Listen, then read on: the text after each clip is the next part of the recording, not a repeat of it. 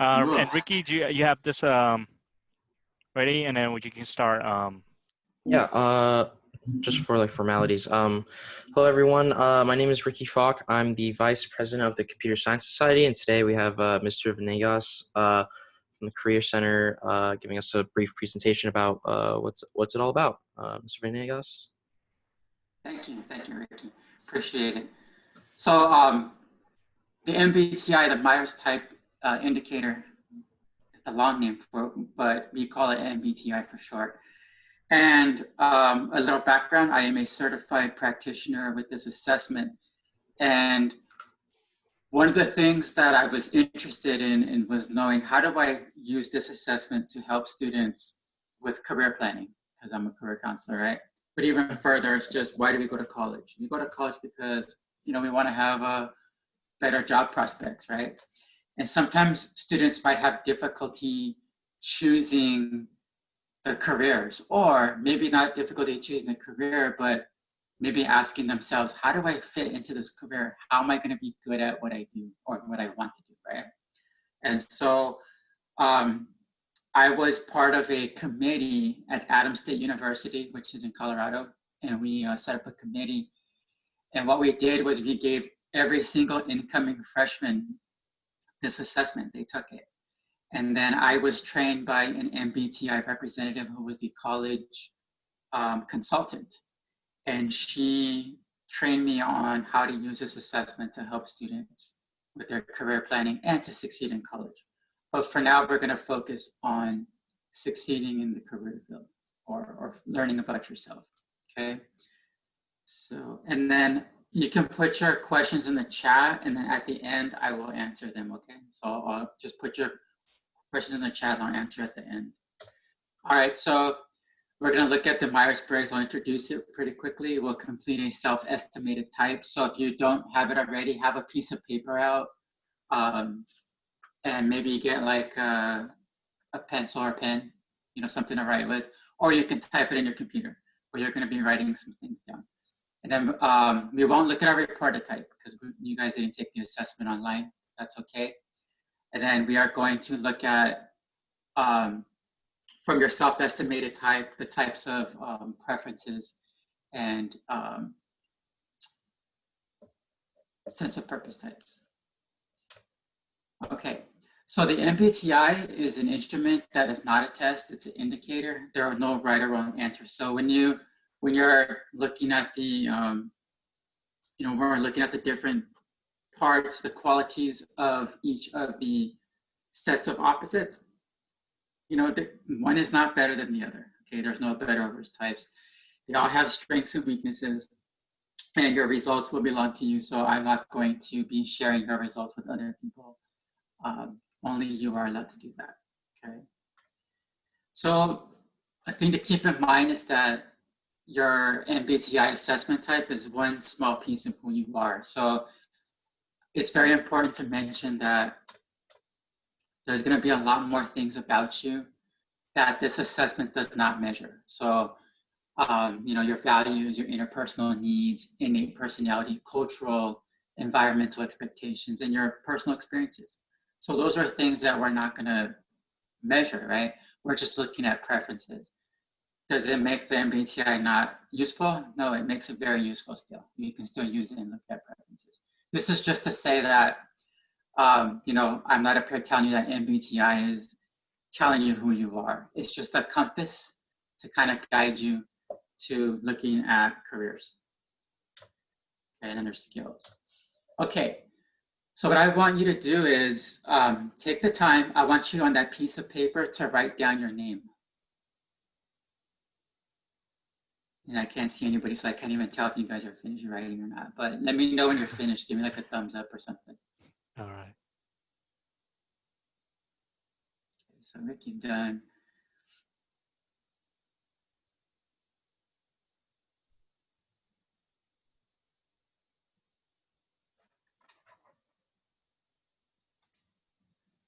All right, we got Kwang's done. Yep. All right. So now I want you to write your name again, but switch hands. So if you wrote with your right hand, switch to your left hand and write it, and then vice versa. if you wrote with your left, write with your right. And let me know when you're done. Okay.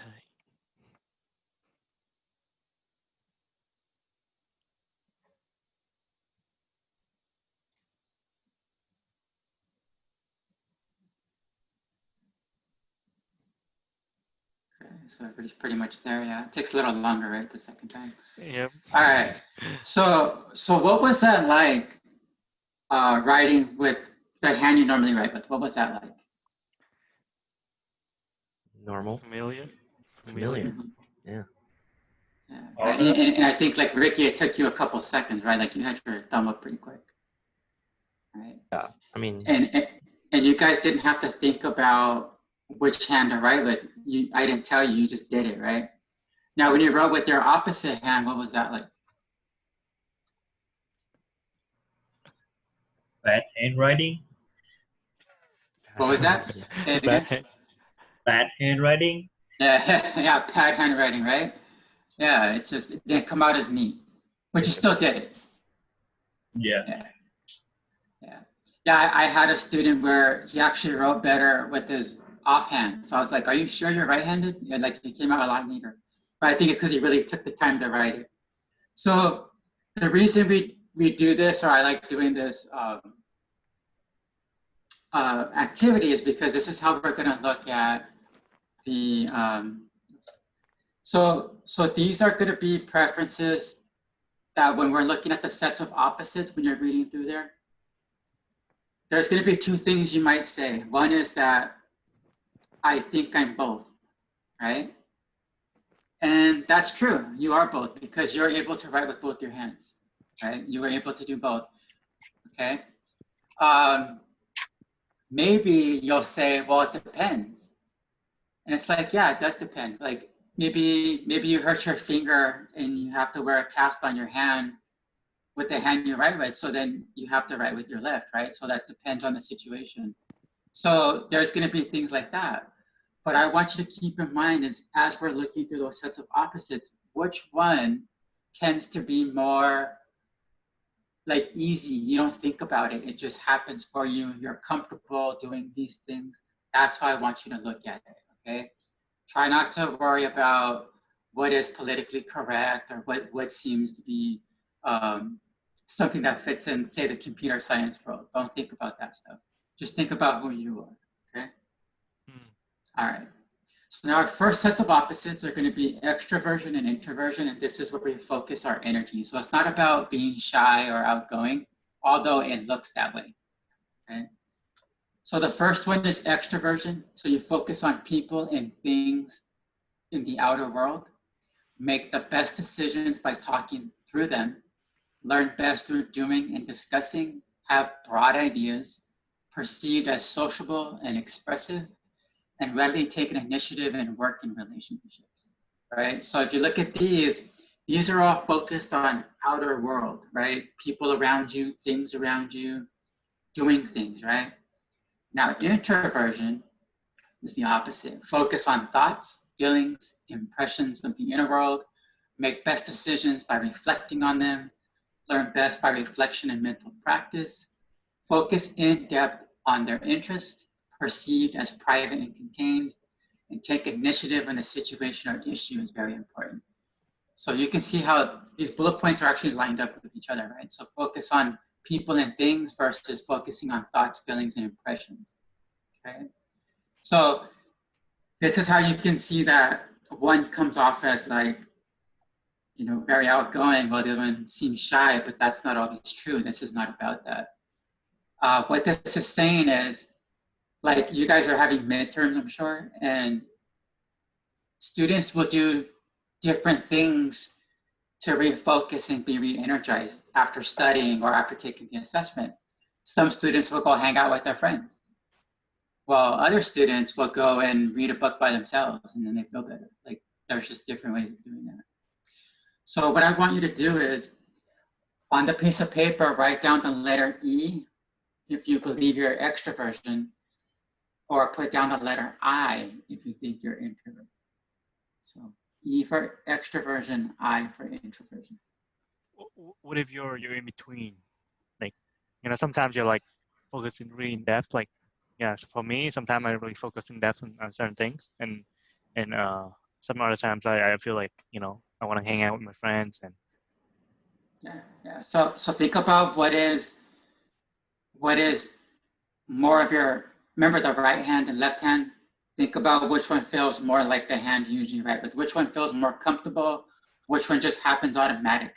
Even though you do both, you tend to gravitate to one first before you do the other. So I'm definitely there with you, Tuan. I'm like that. I am both, but I tend to be more extroverted most of the time. Okay. Okay. And here, the thing is, well, I'll tell you after, but it's not really important that you pick the right one. I mean, just go with what you think for now. Okay. That's good. That's good. All right. Next set of opposites now is going to be sensing and intuition. And this is the way we take in information. It's information that we like, information that we trust. Okay. So with this one, sensing, oriented toward present realities, focus on facts and details, confirmed by past experience, most interested in linear processes, observe and remember specifics, understand ideas and theories through practical applications, and trust experience. So it looks like that. So if it was a visual, sensing people love step by step. You know, the best way to think of sensing is you like to see, touch, taste, and feel. Like you want to use your senses to see that specific thing. So sometimes, I can imagine in computer science, some students might struggle if they're sensing because you guys are creating code that you really can't see. It's like you have to insert the code and run the test, and then you have to, you know, so it can be very challenging, right? And then intuition is oriented to future possibilities and potential, focus on possibilities and relationships between ideas, remember specifics when they relate to a pattern, want to clarify ideas and theories before putting them into practice, and trust inspiration. And what this looks like is like that. And so what that big arch is that people who are intuitive, they're more worried about the why, the big picture. Then they'll worry about the rest of it. But they're very big picture oriented. And so, you know, people who are intuitive, they tend to focus on the future. They're always like, well, this is great, but what if we did it this way to make it better? Like they're always thinking like that. Versus sensing, they're like, hey, it's not broke, let's keep it that way. We don't need to change anything, okay? So go ahead and choose or write down the letter S. So you're gonna have like an ES or an IS, or put an N. So it's gonna be EN or IN. So if you're sensing, put an S. If you're intuition, put an N.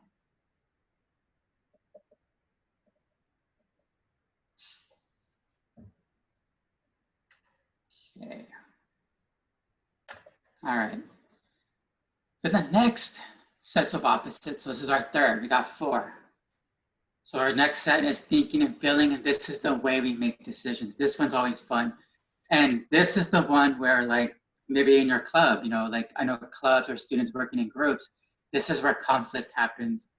And it's not always like a good thing or bad thing, but it's just sometimes it's the way we think and how we make decisions based on these things. So for instance, people who are thinking, they're analytical, they use impersonal, objective, logical analysis to reach conclusions, solve problems with rational logic, strive for an objective standard of truth, and want everyone treated equally.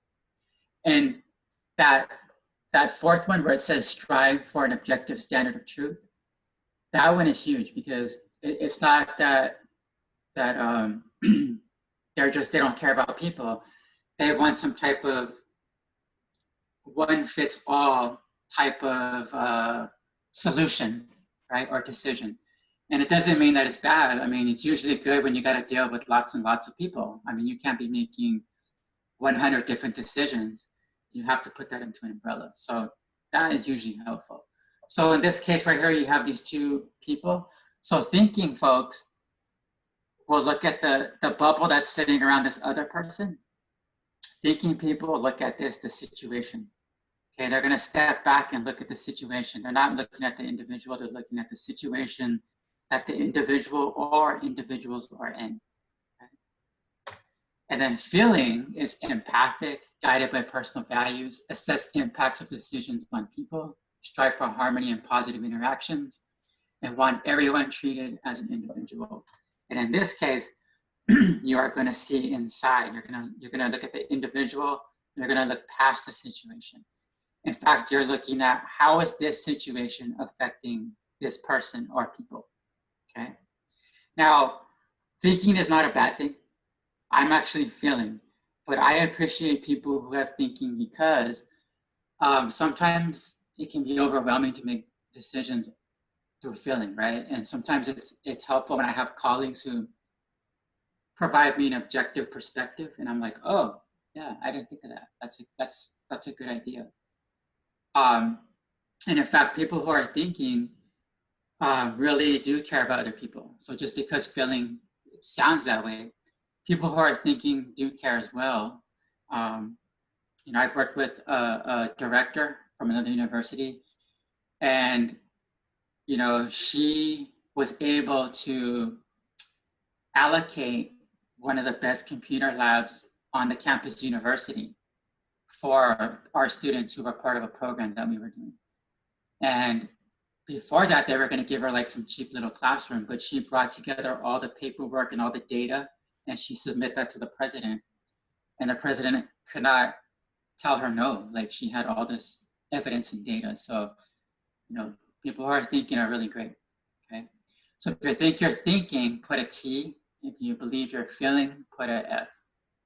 So you're gonna have like an ENTF or something like that. So you should have 3-letter combination going on so far. All right. And then the last one here is judging or perceiving. And this is how we deal with the outer world. This is how we organize our external world, okay? So judging is scheduled, organize their lives to reach closure, systematic, like to have things decided, try to avoid last minute stresses. Okay, so judging, that's what it looks like. So folks who are judging, they plan it and they just go right to they figure it out, they plan it and get it done. And a lot of people who are judging get things done way ahead of time. So when I was a student, I was definitely judging. Even as a professional counselor at a college university, I am judging, okay? And then perceiving, spontaneous, flexible, casual, like things loose and open to new options, feel energized by last minute pressures, okay? And then this is what it looks like. So these folks will try different things. They'll take their time before deciding and things like that, okay? And this is not procrastination versus getting things done on time. It's not that at all. What this is that people who are perceiving, you know, they're willing to try new things because they want to see what's going to happen. They're very, how do you say, adventurous. Okay, they're very adventurous. They want to see what happens. They're willing to take a risk. I had some students. We were planning a ski trip. It was 12 of my students, and I put them in groups of 2, so we had 6 groups, and they were in charge of different things for the trip. So like one group had to get food, one group had to organize transportation, and then another group had to do lift tickets and ski rentals. So anyways, at the last meeting, I told everybody, hey, give me all your the cost, the calculations, and how much stuff costs, so on and so forth. Everybody did that except the ski and lift rental group. And I was pretty upset because I'm judging, right? I like things done ahead of time. But I talked to the students, you know, we went to my office and we were talking about it, and they said that they wanted to wait to get the perfect conditions because if you get it a week early, then you never know. And I was like, perfect conditions, what are you talking about? And they talked about something about powder, you ski in powder in Colorado. So anyways, I said, okay, I'll trust you guys. And I was very nervous, but anyway, it was the best day ever. And skiing in powder in Colorado was awesome. And so, you know, so it wasn't that they wanted to wait last minute to make me mad. They just wanted to make sure that we had the best experience skiing possible. So that's what that is, okay? So in my personal life, I am perceiving, but at work and, you know, whenever I have to do things where I'm like working or maybe even school, I'm judging. But at home, I could be perceiving. But even though I'm both, judging is where I'm more comfortable. When I get things done ahead of time, when I tend to, you know, if I have like specific deadlines and things are written down, I feel better, even though I can do perceiving, okay? So for some of you who might be going back and forth, think of it that way. Like, what do I mostly feel comfortable with? So put a J if you think you're judging, and put a P if you think you are perceiving. I'll leave it up there for you to look at. Okay. So how about this? In your chat, type in what your MPTI type is. So you should type in your 4-letter code. Okay, so awesome. All right, so Tuan ENFJ, Ricky is INTP, Kwang is ENTP, and Kayla is ISTP. Awesome, awesome. Okay. All right. So we got, okay. So this is great. Now, so look at your middle letters. Okay, so we got the ST. So we have ST. So Kayla, ST. Kayla, you're a bottom line person. You want to know who, what, where, when, and why. And you're the kind of person that says, just tell me what I need to know, please. All right. So you can care less about my stories unless it really has to do with, you know, what we're talking about. Okay. And then you have SF, and we don't have SF in here, but SF, they're practical service folks. So they're also who, what, where, when, and why, but they love helping everybody. So they're like, hey, I want to help. I want to help every single person I can.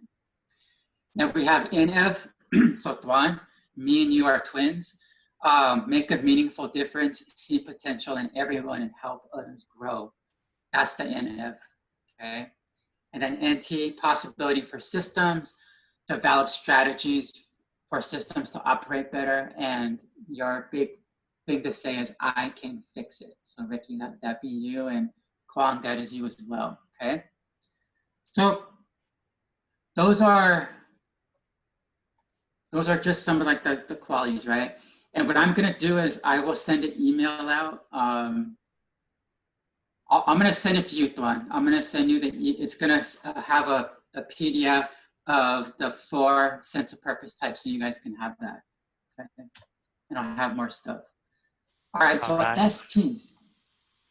So here's the career. So if you're ST, so Kayla, these are things that you can be looking at: computer network systems administrator, actuary, accountant, auditor, financial advisor, tax examiner, right? These are some things that, some careers, right? These are not the only ones, but these are just some of them, okay? And then let's just think together, because I don't want Kayla to feel like she's stuck here. But let's just say that, you know, we saw STs, right? Let me go back to ST here. So if, let's say, computer network systems administrator, right? So looking at the ST qualities, how is Kayla gonna be successful, or how is she gonna feel like she's having a sense of purpose at that job? Just by looking at these, right? Knowing the who, what, where, when, and why, and tell me what I need to know, please.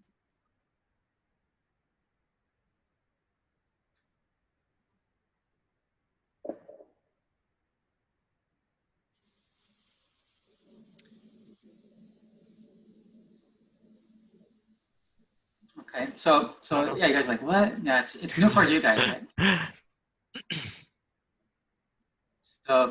So you know, somebody who's bottom line, right? Who, what, where, when, and why. You know, people who are ST, they like to do things right all the time. Like, they want to do things correctly. They want to make sure it's done right.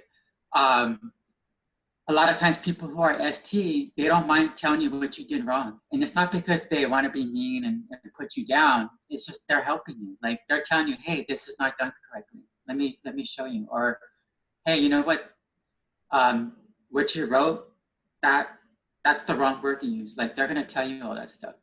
And so somebody who's gonna be like, if Kayla was a systems administrator for a network, I'm gonna know that if she was my administrator, my software systems are going to be working really good. They're going to be working perfectly fine. I can trust her to do it. Okay. So that's that. Let's go with the. So SF, you got teachers, right? Elementary school, preschool, nursing, bank teller, accounting clerk, child care workers, and court clerk. Okay. And these are just things that, again, computer stuff doesn't come up, right? But if, let's see, do we have SFs in here? No, we don't have SF. If there was an SF, I would tell the student, if they're interested in computer science, what kind of computer science person are you going to be, right? And SF, they like to do practical help, meaning that they want to provide the person they're helping with tangible things that they can see, touch, read, right? Things that they can learn. And so if you are a computer software designer or any of the career fields there, you're going to make sure that the customer or your boss or your supervisor, that they're going to be able to, you're going to provide them like maybe your code, a website to your code so they can see it, see how you did something.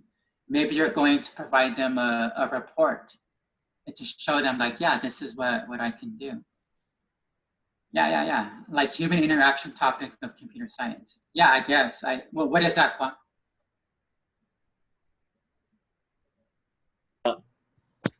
I think I remember like something related to AI and helping other students. I mean, like people. I think I heard this term already, but I'm not really sure about this. Okay. Yeah, it's a human interaction topic. So you're talking about AI.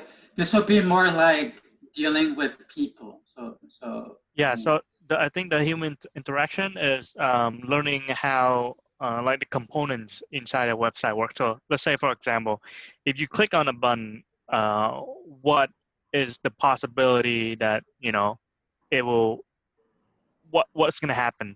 So like, how's the user going to feel about certain things? Yes. You're right. That's it. Yeah. Yep, that's it. Yeah, you're thinking about the person. How are they going to feel? How's it going to work for them? Yeah, and you're definitely you're going to maybe even provide examples. You'll probably create a like a video for them to watch so that they can follow along and do what they need. Mm-hmm. Yes. So that's SF. All right. Then we have NF, and we got counselor, middle school teachers, right? These are just again the general. But if Tuan, if you were going to be, let's say you're a computer scientist, what kind of computer scientist are you going to be? So I definitely want to deal with people, right? That's the first thing that I think I want to do. Moreover, I think is I'm kind of leaning toward like the leading part of the people part, like so creating something that is helpful for people and yeah, that's all. But then for me, it's more about how can we solve someone's problems? How can we solve some of the problems that we face? As students or as consumer or anything like that. Yeah, that's a thumbs up right there. Yes, you nailed it. Yeah, you're going to be thinking about, yeah, even your leadership is not, it's going to be more like making sure your team is up there with you. You're going to lift up your team, right? And then creating software that is useful for people, especially if there's problems, you want to create software that is going to be helpful for others. So yeah, and that's going to give you a sense of purpose in your career. So it doesn't matter what career you pick, but as you're looking for a career, Tuan, you want to make sure that you're finding positions where you're able to do things like that, where you can lead, where you can inspire your team, but also you're solving problems in the world. That's going to allow you to go to work and really want to go to work. So I see. Okay. Yeah.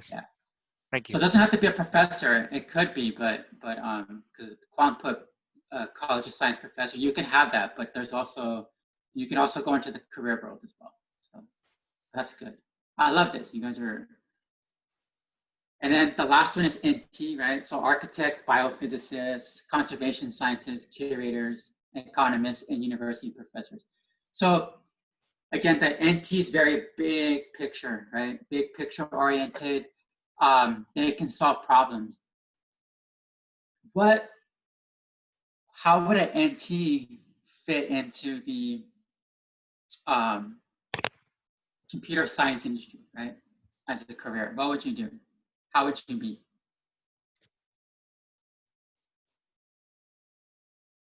So you got big picture, but you're also objective.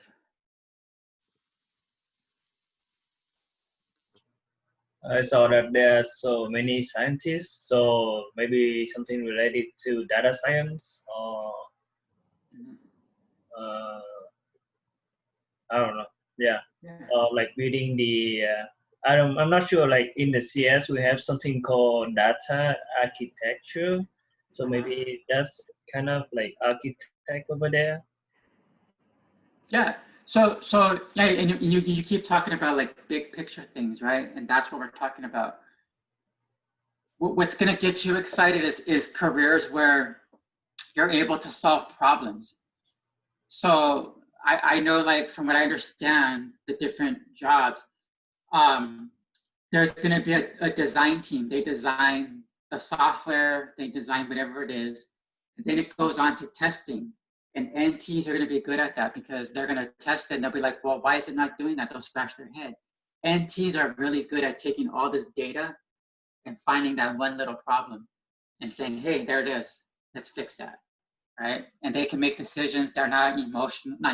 They're not feeling, so they're not worried about hurting people's feelings who created it. They're like, hey, we got to fix this because we want this product to go out. So you want to find careers where you're looking at big sets of things. So like testing, like things where you're going to do a lot of testing, a lot of problem solving. NTs will enjoy that. Okay. All right. Let's see here. All right. So I'm going to end there. And this was just a little small piece of what I do, right? We have 3 assessments that we offer at the Career Center. Okay, we have the MPTI. We also have the my strong interest inventory, and we also have the strengths quest. Are you guys? Is everybody upperclassmen? Are you guys juniors and seniors in here? What do you mean by upper class? Like upper class? Are you a junior or a senior? I'm a graduate student. Okay. So I would say that, yeah, so Kayla, that's fine. Kayla's a freshman. I would say if you're upperclassmen, I would, if you want to take an assessment called Strengths Quest, shoot me an email, okay? And then that way I can get you set up with that. I think a Strengths Quest assessment would be a really good thing for you to have. And that way, as you're looking for careers and you're also, maybe you're going to do some interviewing and things like that, or networking, meeting different people from the industry. It's really good to know a lot about yourself and what your strengths are, because we all don't have the same strengths. And so it'd be really great if we got that. Okay. And then as far as Kayla, I would tell you, Kayla, we do have the strong interest inventory, and I would recommend that you would take that. That one focuses more on like the actual careers that relate to your interest. But if anybody else wants to take the strong interest inventory, you're welcome to do that as well. Okay. And there was a time when I was younger, my earlier career, I was like, assessments, those are useless, right? But what I've learned over the years is that, well, one, I get wiser, right? The more I do this. But, assessments, it's just that they're like, again, like a compass. So like sometimes we're not sure where to go with it. What career, what do we do? I'm in computer science, but there's all these careers. What do I do? And so assessment is like a compass to kind of guide you in the right direction so that you're not lost in the woods going in circles trying to find something. So it really gives direction. So, so if you're interested, just shoot me an email, and then I will get you all set up with other assessments. The Meyers Briggs, that one's free, and let me give you the link for that.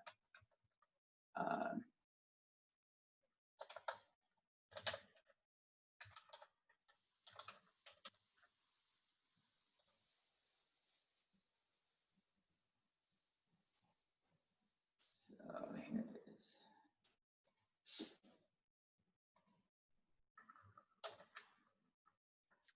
And I think that the whole purpose of like this MPTI is, I think for me, it's just to give you a sense of like, you know, like Mr. Venegas said, a sense of purpose where it doesn't necessarily reflect your personality 100%, but then it does give you like, you know, 70%, 50% of correctness, so that you know what kind of things that, you know, that give you something that you look forward to every day.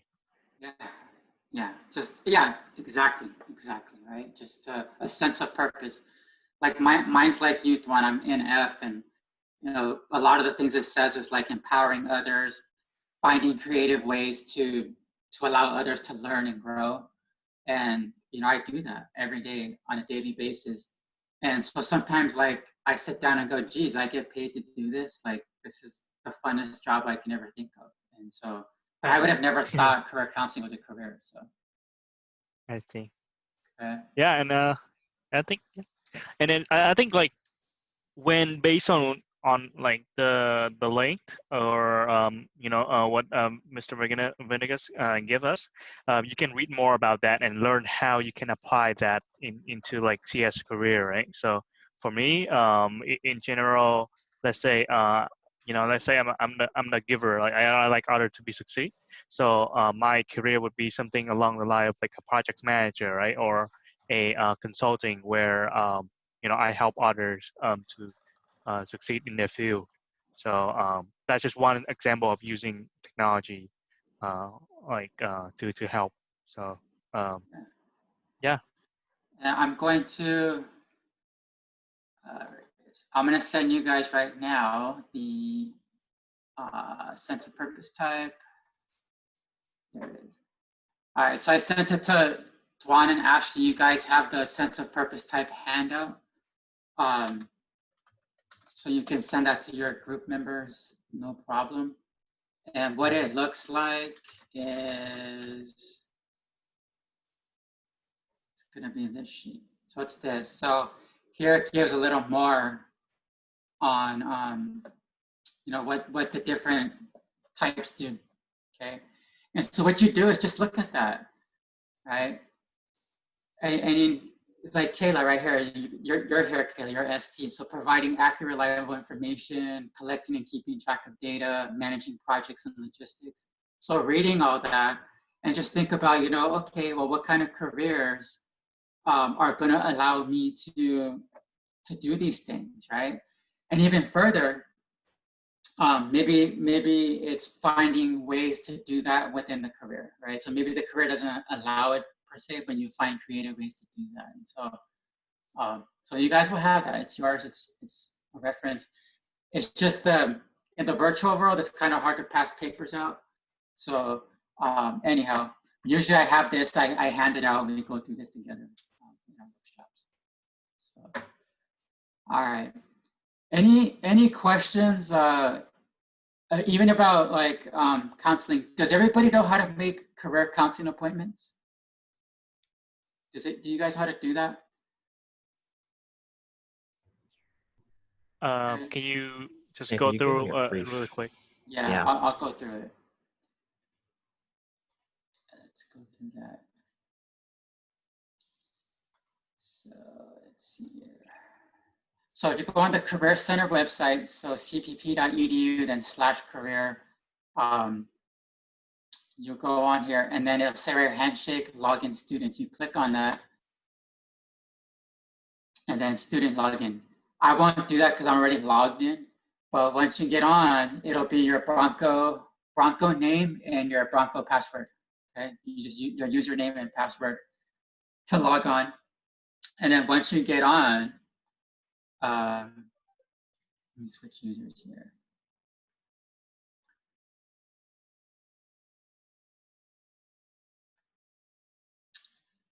And go to student account.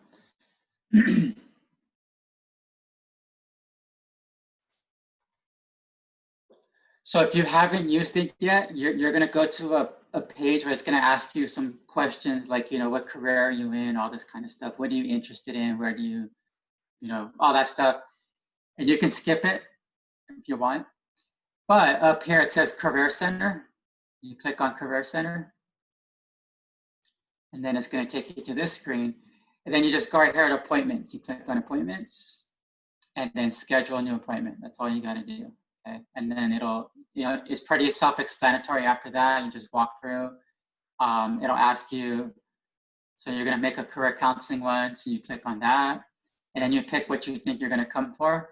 So for you guys, if you do take an assessment, you're going to make an appointment to meet with the counselor because we go over the assessment with you. So you'll pick like assessment, and then you just go through and try to find. And then you can also use like staff member. If you want to just make it with me, you can click there, and then it'll only show my availability. And then you go and so say Monday, you click on Monday. What's available for Monday? And then you can click on that, and it'll tell you, oh, okay, 10:30 to 11:20. So when you click on it, I'll get the notification and accept it. So it's pretty simple. This is the best way because there's like 30,000 students now, and there's over 5,000, I believe. I think it's over 5,000 now.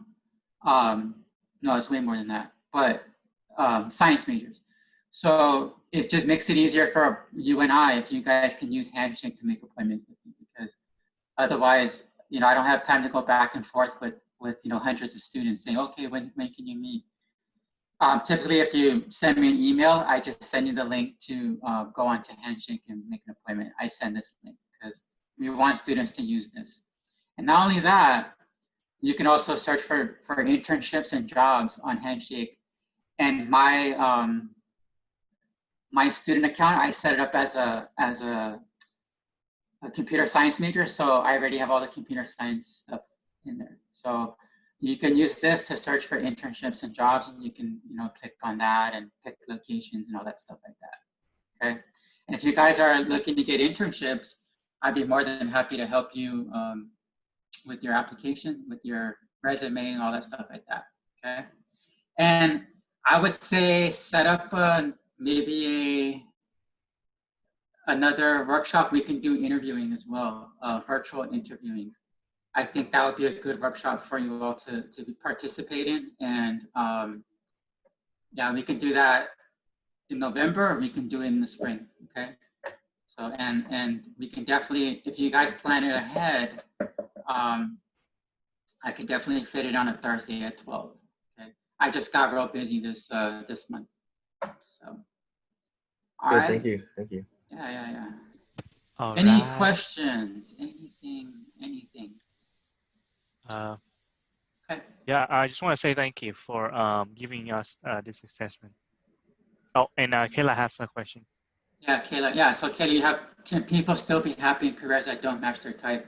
I have friends who choose what they want based on salaries. Yeah, that's what, at the end of the day, yeah, there's people who are happy doing things that don't fit their type, but a lot of times they're people who make a lot of money are not necessarily happy with their job. They just kind of do it because it makes money, but yeah, there's other things. Like, I mean, in this country, I don't know about other countries, but in this country, there's a lot of drinking and pot smoking and cigarette smoking and very unhealthy habits because people try to cope with going to work. And there's a statistic, it's from the Strengths Quest, the people who created it. They said that only 20% of people in the United States are happy with their job. 20%. That's horrible. And it says something like 89% are unhappy with their jobs. I mean, that's a lot of people. It's horrible. It's sad. So it's not that, you want to just be happy with your job. Like, there's things about my job right now that I don't really care for, but you know, when I'm here with you guys right now doing this presentation, it fits my type. When I'm with students, it fits my type. When I'm in meetings with other staff members, not so much. It's just, I can care less, right? But those are just things you take. But I would say, Kayla, shoot for this. There's no reason why you can have a high-paying job and a job that fits your type, okay? If you can get those, life is good. You don't have to have one or the other. I think you can have both. And that's why I do this workshop, because I want students to really be proactive in choosing their careers, not just like, well, I'm gonna pick it because it pays a lot, even though I won't be happy, right? There's gonna be ways to enjoy your job if you know your sense of purpose type, okay? That's a good question, Kayla. Very good question. Any others?